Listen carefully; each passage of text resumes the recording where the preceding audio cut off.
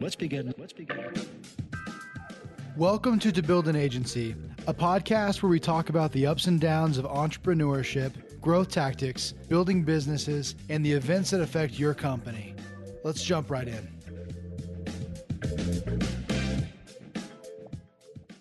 Welcome back to the podcast. We are on episode 4, and I'm sitting here in the studio with Attilio. What's up, dudes? We're super pumped here, actually. Actually, I'm super pumped. I don't know about you, dude. I'm excited. We're having a great week. Yeah. So, other than my freaking flopped Instagram post that I made earlier today. Okay, so I'm trying, I love the hell out of you guys. Just anyone who pays attention to us is, sweet. I don't know if I'm an attention person or not, but it's, awesome that you guys are, following us on social media platforms. But, if I'm putting something out there to help people out, I want to be able to help you guys out, but you got to do, what we're asking. What was the post? So, I posted offering, 5 days free of our Instagram engagement, which is a service we provide for customers. Yeah. It's a service we provide for small business owners or people who really want to boost their Instagram following and stuff like that. And I posted saying that people should tag some of their friends that are interested in it, screenshot it, and then just DM me the screenshot. Okay. Yo, by the way, tag my friends. And I have 0 responses, and it's been 0 responses. I have almost 1,000 followers at this point, and it's been 10 hours. You think someone would have hit you up? I am actually, I'm going to create a story right here live saying, why the hell did, seriously, I don't know. I mean, I just want to help people, you know? I just want to help people. So. You were extremely confident about that Instagram post, and we were gonna put money on the post to get oh yeah, big time reach, and we didn't actually end up with anything from our following. So I don't know. You can't win them all. It's the posts. It's the things that you think are gonna do great that don't perform well, and it's the things that you don't think will perform great that end up performing really killing well. it. So that you wish you would have promoted with money. Seriously. Actually, I wanted to, we were gonna put native ads on this thing because we really wanted to have a lot of engagement and kind of gamify the thing. But I guess Instagram was saying that our resolution was either too high or too low, and I don't know. I play by Instagram's rules, and they still don't accept what I'm trying to put out here. So maybe there's a hidden rule. I don't know. Instagram's been kind of finicky lately with us, but whatever. We just gotta play with it, right? For sure.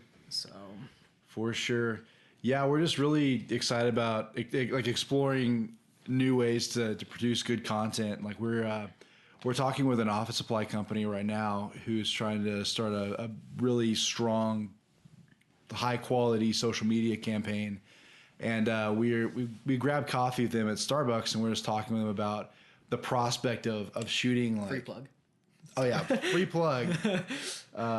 Shooting original content. So taking their the office supplies they're selling, and not just posting just constant product pictures over and over again, and not just rehashing videos that their vendors make, but doing something creative with the supplies they sell, whether it be something funny or catchy or whatever, and just trying to entertain people with what they do, which sounds kind of hard to do with an office supply company, but we're figuring it out.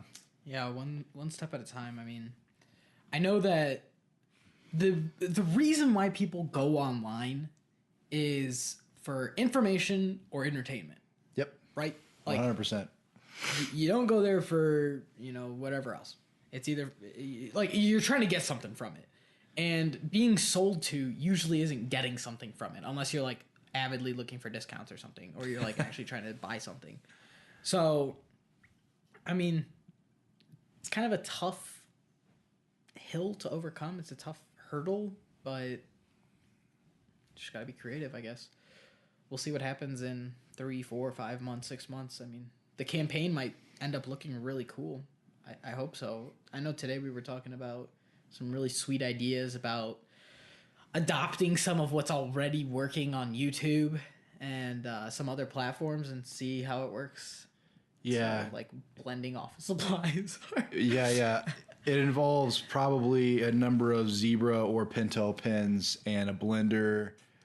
I mean, just doing all kinds of like goofy antics with office supplies in order to get people to not only follow, but when they see that we've posted a video on their social media accounts, they actually want to sit there and watch it because something might, like been funny. Like I don't know. We had a bunch of like goofy ideas, like kind of copying the blender guy or who blends iPhones, or setting up a bunch of brute trash cans up, make like a Ford out of them and plowing like my truck through it or something. I mean, just doing something just wacky and crazy, but captivating. Captivating the audience and making them laugh. You know what I mean? At something funny or stupid or whatever. And maybe they'll buy some pens, and that'd be great. as the salesmen, the marketers, right? So we want them to buy pens. That's the end goal, right? Oh man, they're such a cool client. I mean, they're cool guys. Helpful too, which is nice. So. They're helpful, and we try to actually be really scrappy for our clients. The other day, one of them called me up, and they need like a rush graphic design job for a meeting they're going to have in like 2 hours. And so like they like picked me up in their car and like took me to the FedEx shop, and I was like doing graphic design work at FedEx, like getting pull out illustrators. I was busting out Adobe Illustrator and doing all their stuff right there in FedEx, and we're doing all the file transfer crap and the printing right there. Which was super funny. Dude, I'm all about just like over delivery. Well, I'm very about over delivery, especially since we're kind of just starting, Well, he told me, he told his partners about me going and like doing all my graphic design work for him in FedEx and getting it done immediately for his meeting. I had some free time before we had to go to a meeting at the tech club. Yeah. And, apparently they're like super impressed and stoked about it. So I don't know, just trying to go in above and beyond for people, and it may pay off later, right?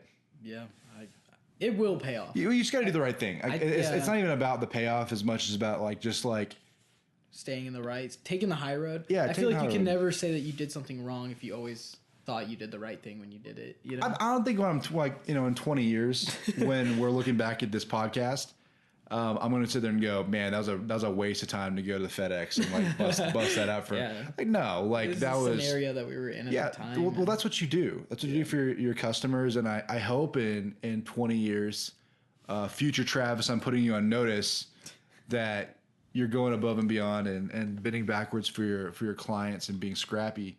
Because at the end of the day, it's all about the scrap factor. The scrap factor? The scrap factor. Yeah, for sure. So anyways, they're actually probably one of my favorite clients right now, which I didn't think that an office supply company would be something I was excited about working like a with. Distributor. Yeah, I mean, like it's just it's a little it's not like the sexiest like product line, but the guys are just absolute hustlers, and they're totally open to like new and innovative ideas, and it's been good. I mean, they're like on top of their stuff. I mean, I know we've talked about like clients who don't pay their invoices on time, or they take forever to get the content to us. Or we've had know-it-all. Or we've had know-it-all. We've had problem clients, but these guys are just like refreshingly just on top of their stuff. Yeah. So almost too on top of it. Almost too on top of it. But you can't complain about it, right? No, like that's not a bad problem to have, Yeah. It's better than the alternative, which we've had plenty of that. So yeah, even some of the bigger, like our largest client right now is like so hands off that it's like too hands off. Yeah, like we can't even get a hold of them when we want to get a hold of them. So which is in some ways nice, but in others it's like, hey, if we could get that password 3 weeks ago, it'd be great. But I mean, I guess you take the good with the bad. So It's all good. I mean, like we've had moments where like complaining that our clients are like way too hands off.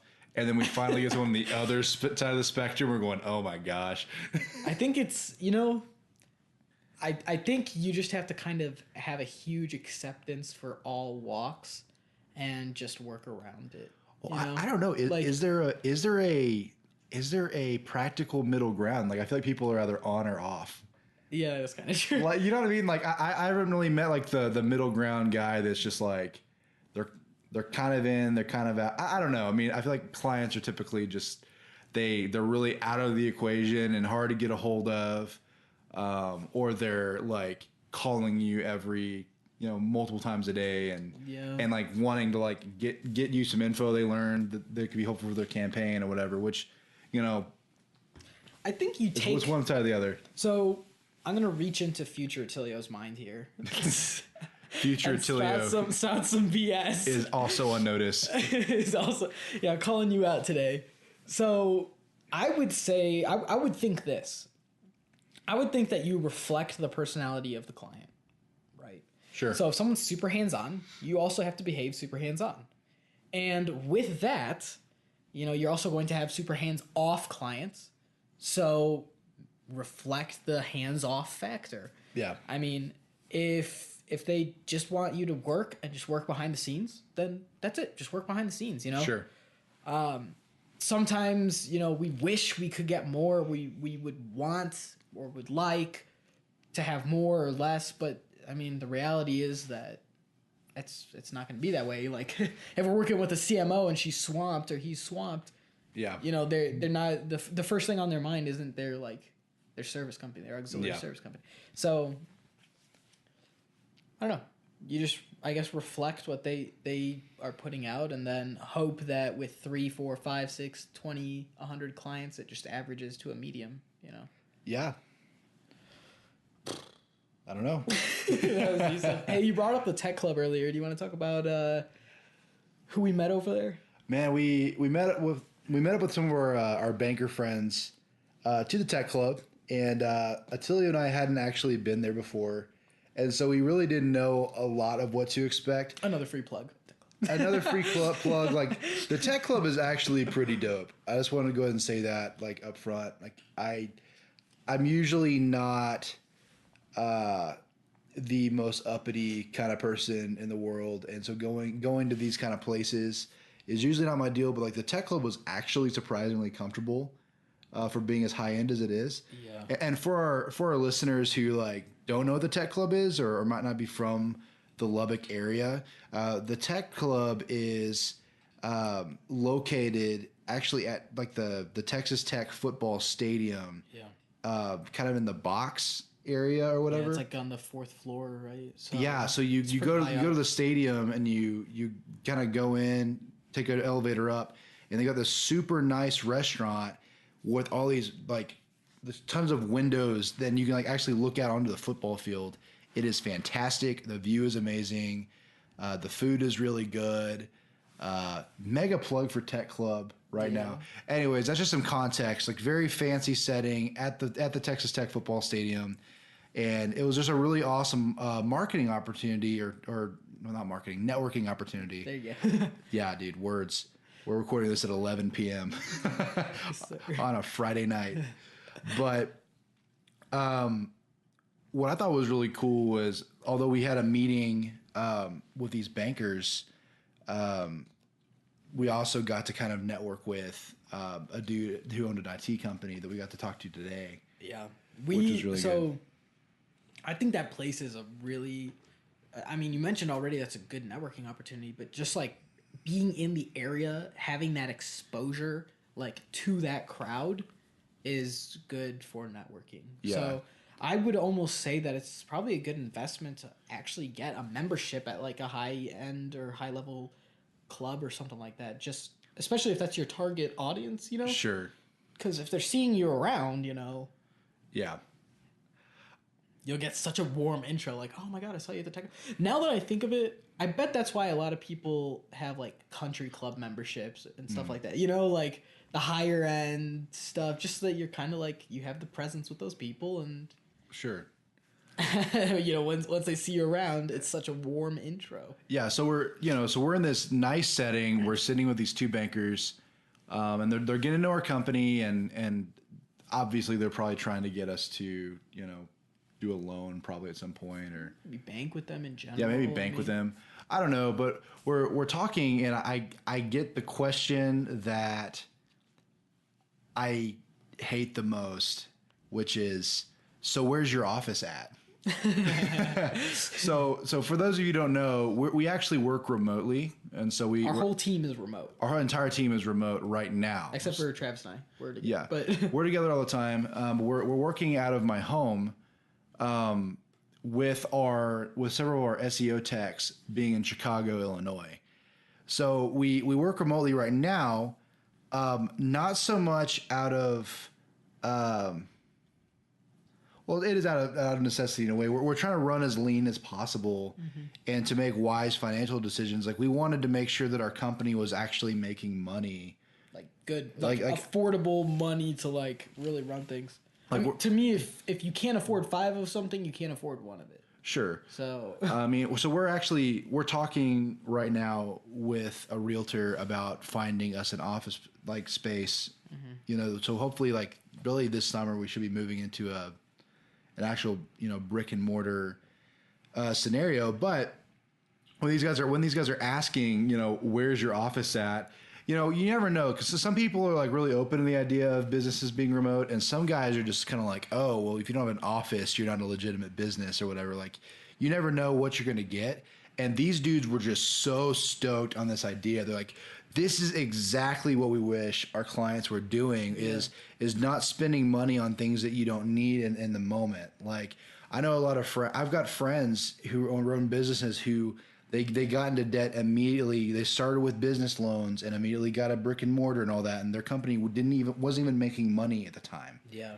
Which, huge shout out. So these guys they're working at Vista Bank right now. Vista Bank. Like, I mean, the financial advice was really awesome, and it was super cool. Like, these guys, networked individuals, really like talking through our current situation and just like justifying like financial things. Like, it feels like sometimes we're crazy, a little out of the box, because we do want to run so lean when we see so many of our friends who are like, they got their office space already. Just like get a loan, get an office space, do stuff like that. Like, and to us, it just like is a little crazy. It's a little out of the way for us, or out of realm to us, because it's just like, why would you put yourself in debt to then like do this, that, and the other? Like, why put yourself in debt to buy something you don't need when your business isn't already making money? It's a lot of unnecessary risk. Like when your income source is loans. Yeah.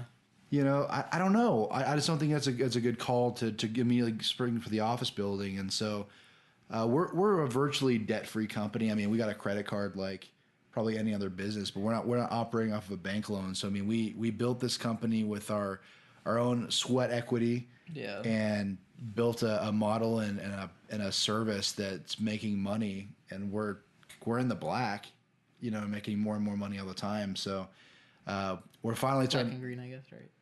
Is it the black or the green? I thought it was like, well, red, black, green, I think, or is it red? So red is when it's below break even, right? Yeah, like you're in debt. Black is when it's going down, but it's above break even. Okay. So your company still has money. But then there's another color. I thought it was either red or black. I thought it was either you're in the positive in the black or you're in the negative in the red. But I'm not an accountant. Yeah, that's right. Okay. But there's another color though. Okay. Well, like another color when you're going up and you're positive. We'll have to call our fantastic friends at Vista Bank to ask them. Free plugs. Just giving all kinds of free plugs on today. The show, dude. Absolutely. Just all kinds of free plugs. But anyways, yeah. So we're talking to them, and it was really affirming for us to hear that we weren't crazy for not springing for an office building immediately, and that we weren't less of a company just because we're working remotely right now. And so it's going to feel a lot sweeter whenever we do get that office space and we didn't have to go into debt to get it. Yeah, and it's almost like it's literally going to be so affordable when we buy it, just because it's like, oh, it's just another expense. Like, yeah, it's going to be like a chip on a shoulder or something. Like, yeah, something just brush off. I think Attilio would agree with me. Like our kind of collective advice would be if you've got a startup or a company that that's just now getting traction and you guys aren't making like money yet consistently, you guys should probably really hold off on getting fancy. Like find a place where you can all, get together and work. So if you gotta rent out a small room or something somewhere, or if you have to work out of someone's house, like the library, like don't be afraid to do that. It doesn't, you are just as legitimate as anybody else. Like in fact, like I don't know. There are a lot of companies that have a lot of fancy stuff that are actually not doing great. Or that, just don't need it, like it's wasteful. It's wasteful. I'd rather pinch the pennies and get the return on investment. Like the less depreciating stuff and the more appreciating stuff you can get, the better. Well, I just can't imagine what it'd be like to be like super far into debt on a business loan. And then immediately go get in a building. So you got this massive cost, and now you're going, I've got to pay my loan, I've got to pay my rent, I've got to pay all this stuff, and my company's not making money yet.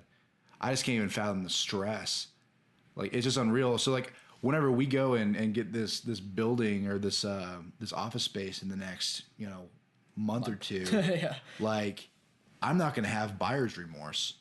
I'm not gonna lose sleep at night wondering how we're gonna pay the rent because we're making the money to afford it. Like because we waited. Right. So double and triple over the expenses, so much so that it's like unbelievable profit. Well, even the IT guy we networked with when we were at the tech club, like we were talking to him today, and they're working remotely, and they were like, hey, do you have an office? Like, when are you guys gonna get one? So we're not the only guys doing this, and so it's I think it's a lot more normalized than people realize or show. Yeah, I think because like we are just showed, or we are like pushed onto the plate that this is what's normal, this is what's needed, and that's not the case. I mean, a lot of people like to show off when they're fancy, and maybe people don't like to show off so much when they're not so fancy. You gotta quit being fancy. Like, no, really, like be fiscally responsible. Don't spend money on things that you don't need. Like, $5 isn't just $5. You know what I mean? Like $5 is like a big deal. Pinch those pennies. Like every bit counts. Like, don't spend money on stuff you don't need. Not even a little bit. Not even a penny. You can flip $5 into like $1,000 if you're smart with it. Yeah, absolutely. And a lot of businesses aren't doing that. They're thinking, oh, it's only $5, or it's only that charge wasn't. It's that just a big cost. Of a deal. Go. It's just a cost, whatever. But like, really, like protect your money. Yeah. Protect your money. Plain and simple. But definitely crazy, and we've had to do some things, to protect our money. To protect our money, or to be a little less fancy, but in order to like continue driving the company. I don't know what I'm trying to say here. Like essentially, like an example being the other day, we had an iMac in the company for a couple of years, and it's just been sitting collecting dust. I mean, I used to use it for graphic design when I started, and I have since upgraded to a MacBook that can handle my programs better, and so my iMac was collecting dust, and so rather than just sitting there like letting this collect dust any longer, we just immediately sold the thing. Boom, liquidated. Like we didn't we could probably have made a little more money if we would have eBayed it or put it on Facebook Marketplace or whatever. But we sold it to just one of those places just buys your Apple products. Yeah. Made a few $100s and just called it done. But at the end of the day, if you have charges that are just stupid or you guys are spending money on things you don't need, or if you've got things just sitting around that you could liquidate and get rid of, that you just don't need. That's why it's good having assets, because you can liquidate things if you need to, which in fact is something I think is really important, is to have assets, because in case something happens, you can start selling stuff off and make some money back. In fact, that's the reason why we sold the computer, the iMac. Sure. Because last month, if you guys remember us talking about it, we bought out one of our partners. Yep. So, which was quite a substantial amount of cash. it was a substantial amount of money, and assets with it. So he got some assets and he got a substantial amount of cash. So we are like dipping pretty low here. Yeah. I mean, obviously we're doing fine, but like we dipped really low, and so we were like, you know what? Let's just throw a little cash on cash on it and just get a little bit of padding and why not? Like just liquidate it. We weren't using it anyway. We have 2 other servers that we probably need to liquidate somehow. Which, if anyone's looking for a server, hit us up. Yeah, we got 2 servers we're going to be selling super soon. Yeah, maybe we'll just like eBay it or something. I wish it was like we should probably simple, eBay them, but make a little more off of those than. I mean, we made like $400 for a 2012 iMac. So what year is this now? 2017. So I guess when we bought it, it was like 2 years old or something. I guess I'm not. It was new though, right? It wasn't used. It was. They bought it at Best Buy. Free plug. No, not free plug. Don't go there. But okay, well, whatever. Either way, like, still, it was like all it was that to hardly say, used. And protect your money with your life. Yeah. Liquidate what you're not using. Get rid of charges you don't need, etc. I think last week we actually talked about how we like just cut our expenses down like crazy this past month. Yeah. Like literally down probably about 65% right now, which is for sure. Like just huge. That's a lot of expense cutting. Yeah. So I think we're doing pretty good there. We're on the up and up. So new office coming soon. Really excited about that. Lots of expenses being cut, making lots more money. Excited about that. Yeah. Dude, I am so new pumped. website coming through the pipeline. I'm pumped for our website, our new website that we actually will be like getting pretty granular with our services. And I'm also super pumped. I'm writing up this proposal right now. Travis is helping write this up and like help with graphics and everything. And I'm just like so stoked to go talk to this huge kingpin here in Lubbock, and it's just like getting me all hot and bothered. I can't work on this project without just like getting super pumped out. Yeah, like he'll start like hitting his hand with his elbow and getting excited, like punching the air. Like he's getting so excited about this, opportunity. So big things in store for us. I used to fight. That's why I do that shit. Yeah. But I don't know if you guys like fight. Actually, Travis, you used to fight too, right? I did, bro. So we got 2 fighters on the team, dude. Yeah. But we normally got like a pretty strong news segment at the end of each episode, but we actually haven't had a lot of time to pay attention to the news this week. I've had a crazy week. I actually get to go see Chance the Rapper in Houston, Texas this weekend. So I've been trying to, bust it out and get as much work done as humanly possible because I'll be out of pocket, for several hours this weekend. So we haven't had time to mess with like news stories. But, I was looking around before we started, recording the podcast, and there were just three news stories of things going on with airlines. Dude, right? I'm tired of airline stories, man. So there are people are getting kicked off planes, and then Southwest is just like they're showboating at this point. So the other day, like an airplane was about to take off, and right before they did that, they taxied it back to the terminal, got a lady off the plane whose son had been in an accident and was in a coma in Denver, and they like got her on a new flight. They packed her a lunch. They sent all of her luggage to her hotel room, and they paid for all of it. And then today, another Southwest Airlines pilot, for his millionth passenger, like gave them a ton of gifts and paid for their plane ticket and all this. I don't know. I'm just like, it's great to hear, the heartwarming, awesome stories of companies doing the right thing.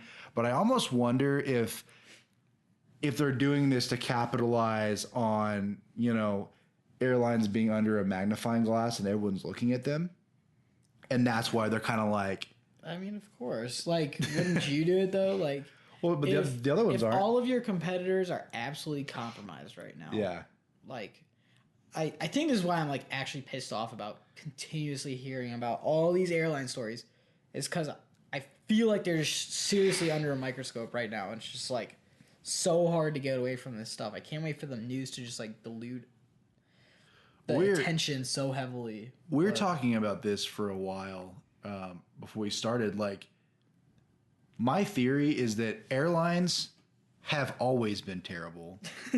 And we all knew and understood that fact. And so it didn't really make the news. But when they slammed that dude's head, when United Airlines slammed that dude's head into an armrest. This is the breaking point for the collective United drug him States. off the plane shirtless. Like, now everyone's under a microscope, and so every time an airline screws up, they make the news. And like Southwest, they're already, probably the better airline here in the U.S. And they're like, oh, well, we paid for our, we paid for our passengers' tickets because we're good guys. Because we care. It's like, yes, we know you care. You're freaking Southwest, the best airlines, but like. We know you care extra hard right now because everyone's looking at you. So, I mean, you never heard these stories like 3 weeks ago. Like, yeah, it's gotten, and I'm sure stuff like this has happened too. It's not like, I don't know. It's not like the first time that someone's had to be taken off a plane. I'm sure because overbookings have a like there is a such thing as overbooking. Like, I don't know. Really, like what frustrates me. And I don't want to sound like a nut here, but I'm just really tired of the mainstream like media. Yeah, they don't focus on things that like actually matter. Well, I remember like CNN, which makes things really noisy in my mind. I remember a couple of years ago, CNN spent an entire month on that MH370 Malaysia plane that went down they could never find. Yeah, and then other planes started going down, and they just quit talking about it. Like, I don't know, they just like. They focus on so much just different random... Yeah, it's like they hyper-focus on the wrong thing. Yeah, absolutely. Like, you couldn't hear about anything else other than about this one plane story. And so one thing gets popular, and that's all the news stories. Yeah. Is it possible that there's not enough news in the world? No. Nah. No, there's no way. Absolutely not. Like, then there's got to be some kind of agenda that every media station is like trying to uphold. I don't know. I literally am like tired of hearing stories that are just like irrelevant, like stupid stories. I don't know. I mean, the United Airlines thing was good once, and then I was like, why are we still looking at airlines? They're bad. They're all bad. We know they're bad. In other news, everyone's forgotten about Pepsi. I didn't even remember until you mentioned it. Right? Exactly. But, so, who knows? It might be a giant conspiracy from Pepsi. But, anyways. You want to cash this out? Dude, I definitely want to cash this out. It's time to go to bed. Hey, guys, thanks for seriously sticking around. I have to finish this proposal. Are you going to sleep? Oh, yeah, you got to wake up early tomorrow. Yeah, I got to go see Chance the Rapper. Travis has a long day tomorrow. He's lucky he's going to see the one, the only Grammy winning rapper with he got a Grammy. Was it him or was it Kendrick that did the fully like no physical album? Yeah, it was Chance, dude. It was Chance? Yeah, because he mainly was like pushing that thing on Spotify. So straight up beast mode, dude. The best, in my opinion, the best artist, like rapper of a generation. Singer of a generation. I love Chance. Voice of a generation. Voice of a generation. Hey, big fan. So. Anyways, gotta get up early tomorrow. Yeah, take it easy, guys. Love you guys. Thanks for sticking around. Talk to you soon. Leave us a review. Yeah, leave us a review. Like whether it's like good or bad or don't like it. Like tell us how bad we are. Yeah. We'll also talk about that on the podcast. So if you want to make the show, like just destroy us. Like pick us apart bit by bit, and I will read it on the air, on the recording. On the recording. Whatever. Anyways, gotta go. Love y'all. Peace. Peace out.